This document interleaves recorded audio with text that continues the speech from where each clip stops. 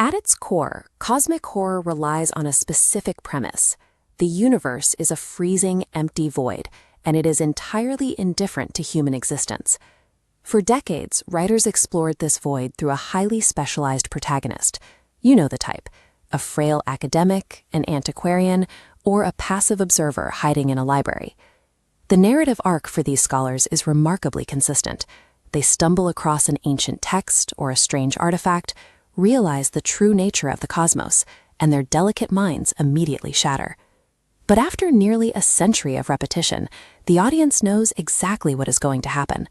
When you expect a character to lose their grip on reality by page 10, the dread evaporates. Contrast that with the hard-boiled noir genre.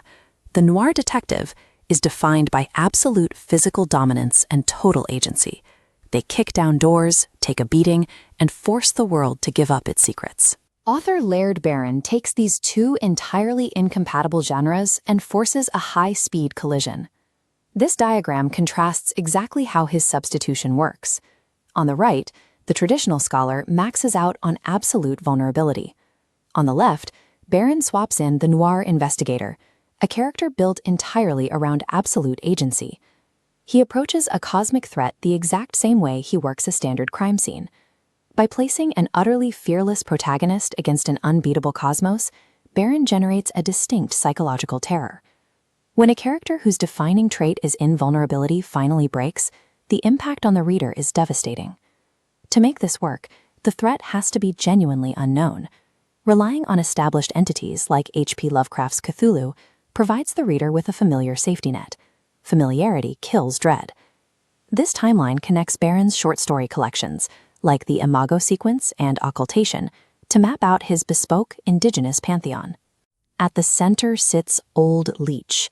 These entities are parasitic, older than the stars, and entirely foreign to previous weird fiction canons. They operate by no recognized rules. By forcing readers to encounter an unmapped mythology, Barron strips the audience of their genre knowledge. You can't look up Old Leech's weaknesses in a wiki. You are left completely blind, making you just as vulnerable as his protagonists. Barron equips his heroes with a heavy initial toolkit. They have firearms, sharp deductive reasoning, and fearless bravado. This establishes a highly convincing, but entirely false, sense of control early in the narrative. This graph plots where the narrative fractures.